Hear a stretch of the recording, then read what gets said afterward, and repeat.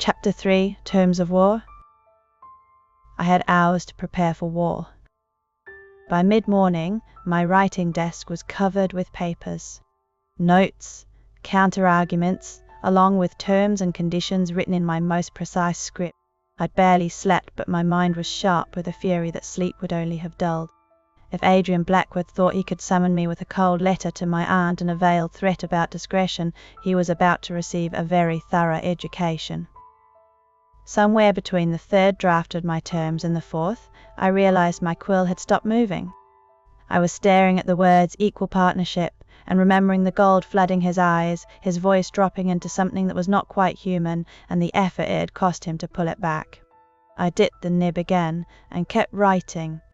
The terms on the page were what mattered. "You look like you're preparing to storm a fortress," Aunt Beatrice observed, appearing in my doorway with a cup of tea. Something like that. I accepted the cup, gratefully. "We should go today, before he changes his mind." "Agreed." She settled into the chair beside my desk, studying my scattered papers with interest. "Show me what you've planned." By 2, we were ready. I wore my finest day dress, deep blue wool that brought out my eyes, with my hair pinned in an elegant chignon that took Molly 20 minutes to perfect. Aunt Beatrice looked every inch the distinguished widow in burgundy silk, her black and silver hair arranged beneath a fashionable bonnet. "Aunt Beatrice," I said finally as our carriage rolled through the Yorkshire countryside, "there are things about last night I didn't tell you. I'd decided I'd better tell her." Aunt Beatrice's eyebrows rose. "Oh." I took a steadying breath. "Lord Duskmere isn't mad. He's cursed." She went still. "Cursed how?" "Lycanthropy. He transforms during the full moon." The words felt strange, saying them aloud in daylight, but Aunt Beatrice didn't look shocked. More like she was finally having suspicions confirmed. "He let me see it," I continued, "the curse surfacing. For a moment he was not entirely himself, and then he pulled it back and I watched him do it. My chest was tight with the memory. And then he realized who my father was, called his work fraud, and threw me out." Aunt Beatrice leaned back against the cushions. "A cursed man who spent 7 years hiding from the world, suddenly faced with a young woman who not only believes in the supernatural, but names it to his face." Her lips curved slightly. "I suspect there's more to his letter than simple scholarly generosity, my dear." Before I could ask what she meant by that, our carriage turned up the drive to Duskmere Manor. "Remember," she murmured, "you are a Hartwell. Your father may have faced disgrace, but he was still one of the finest minds of his generation. You carry that legacy."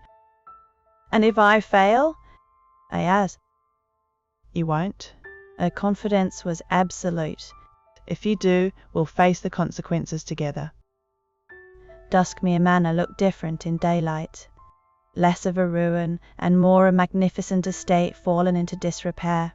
Ivy crawled up the stone walls and several windows on the upper floors were boarded shut, but the bones of the building spoke of former grandeur. In daylight, without the lock to pick and the dark pressing in, it looked less like a place I had broken into and more like a place that was waiting for someone to come back. A young man I didn't recognize answered our knock, his face lighting up with surprise and what might have been relief. "Mrs. Ashford, it's been so long since I've seen you. You look very well, madam," the man remarked. He turned to look at me. "And you must be Miss Hartwell." "Hello, Tobias," Aunt Beatrice said warmly. "It's good to see that Lord Duskmere still has such a loyal person serving him." "He's a good man," Tobias said fiercely. "no matter what anyone else says. He looked a bit uncomfortable. Lord Duskmere doesn't see guests anymore." "We're expected," Aunt Beatrice said smoothly, sweeping past him into the entrance hall. I followed her. Tobias hesitated. Whatever he weighed it quickly and stepped aside. "This way, if you please," Tobias said, leading us down a corridor I remembered from the previous night. We were going back to the library. The library doors stood open, revealing Lord Duskmere seated behind a massive mahogany desk, quill in hand as he wrote in what appeared to be a leather-bound ledger. He looked up as we entered. Something tightened in my chest when our eyes met. He rose slowly, his expression neutral. Mrs. Ashford. Miss Hartwell. A pause then. I confess I wasn't certain you would come. Were you not? Aunt Beatrice's tone was mildly curious. How strange. I was under the impression this meeting was at your invitation. Lord Duskmere's expression tightened. Of course. He said smoothly. Please, be seated. I remained standing, pulling a folded paper from my reticule. Before we discuss anything else, Lord Duskmere, I believe we should clarify the nature of this scholarly exchange. Lord Duskmere's gaze sharpened on the document in my hands. Oh? You see, your note this morning contained several assumptions I feel compelled to correct. I unfolded the paper, consulting my carefully prepared notes. First, that I am seeking your permission or charity. Second, that you hold all the advantages in any potential arrangement. Third, that you can dictate terms without hearing counterproposals. Aunt Beatrice settled into a chair and folded her hands. All incorrect, I continued, meeting Lord Duskmere's increasingly intense stare. So allow me to present the actual situation as I see it. By all means. He said, his voice dangerously quiet. You, Lord Duskmere, are a man suffering from an affliction that grows stronger each day.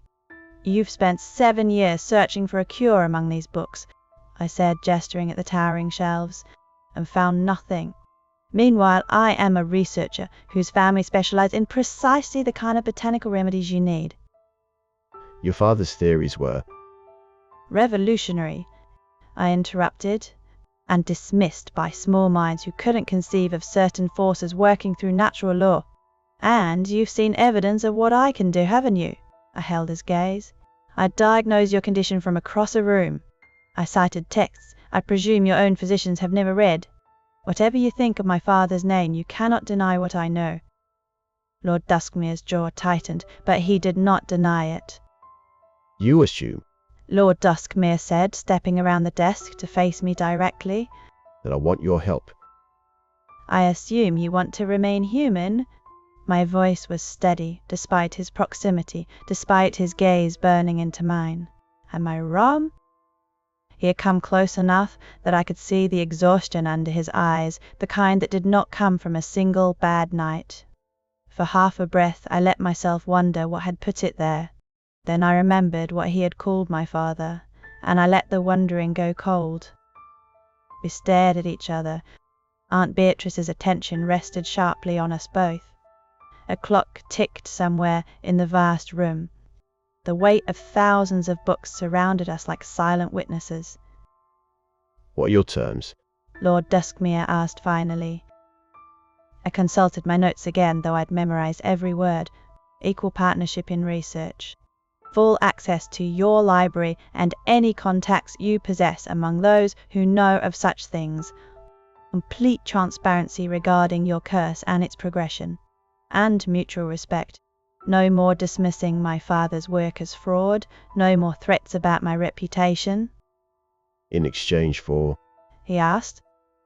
My expertise, my research, and my full effort to break your curse before the month is out. I folded the paper with a sharp snap. 1 month, as you suggested. But if I succeed, you will publicly acknowledge my father's theories and provide a letter of recommendation to the Royal Society. Lord Duskmere made a sound that was not quite a laugh. You want me to stake my reputation on your botanical fantasies? Your reputation? I stepped closer. You've been hiding here for 7 years while people whisper that you're mad. What reputation? The insult hit home. Lord Duskmere's eyes blazed. For a moment, I saw a flash of what I had seen the night before, gold at the edges of his eyes and something predatory surfacing behind his face. Careful, Miss Hartwell, he said, his voice dropping to that familiar growl. You're walking on dangerous ground. I've been walking on dangerous ground since the moment I met you, I shot back. The question is whether you're brave enough to walk it with me. Aunt Beatrice cleared her throat delicately. Perhaps we might discuss the practical arrangements? Chaperonage, suitable hours, proper procedures? But neither Lord Duskmere nor I looked away from each other. The air between us seemed to crackle with tension. You're not what I expected. Lord Duskmere said quietly. For less than a heartbeat, his face softened toward me. I caught it before it disappeared. Then the shutters came down. Neither are you. I lifted my chin. Do we have an arrangement, Lord Duskmere? He studied my face for what felt like an eternity. Then, abruptly, he moved to his desk and pulled out a sheet of paper. Very well, Miss Hartwell. Equal partnership. He began writing in swift, sure strokes. But I have conditions of my own. Such as? I prompted. First, Lord Duskmere said. you will follow my lead regarding safety. I know what I'm capable of, especially during certain lunar phases. If I tell you to leave, you leave. Immediately. I nodded grudgingly. Second, complete discretion. He continued. Whatever you discover about my condition, my family, or my circumstances remains between us. I could respect that. Agreed, I said. Third, He looked up from his writing, his gaze holding mine. you will be honest with me about what happened last night. I beg your pardon? I felt Aunt Beatrice's piercing gaze rest on me. The ferns, Lord Duskmere said. on the side table near the window. When you were near them, they moved. A frond uncurled towards you. The leaves lifted as if reaching for something. He set down his quill and moved around the desk until he was close enough that I could smell sandalwood and something wilder. You did not notice. I did.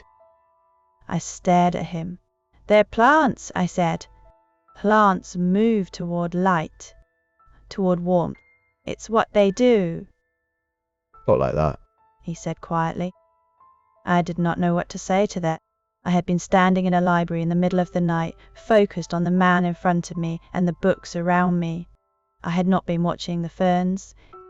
The idea that they had been watching me was absurd. If we are to be partners, Lord Duskmere said. I need to know exactly what I am dealing with, Miss Hartwell. All of it. Then we are alike in that, I said, because I have no idea what you are describing. He read my face and seemed to see the truth of my words.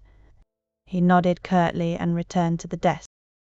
He finished writing and then held out the paper. 1 month, Miss Hartwell. Equal partnership, shared risks, and complete honesty between us. I took the document, our fingers brushing as I did. The contact sent warmth shooting up my arm, and I saw his pupils dilate. 1 month, I agreed, my voice steadier than I felt. Aunt Beatrice rose from her chair. Excellent. Now, to the practical arrangements themselves. I assume you'll want Evangeline to begin immediately? I could see from her expression that there was something else she wasn't saying. Tomorrow morning, Lord Duskmere said, still holding my gaze. 10 o'clock. Perfect. Aunt Beatrice moved toward the door, then paused. Oh, and Lord Duskmere, a word of advice. Yes? Lord Duskmere said. She smiled, and there was something almost predatory in it. My niece may be reckless, but she's also brilliant. Underestimate her at your own peril. After she left, Lord Duskmere and I stood alone in the vast library with the signed agreement on the desk between us. Tomorrow, then. He said. Tomorrow. I turned to follow Aunt Beatrice, then paused at the doorway. And Lord Duskmere? Yes? He said. I smiled at him, and it was not a polite smile. You're not the only one with something to prove. As I walked away, I could feel him watching.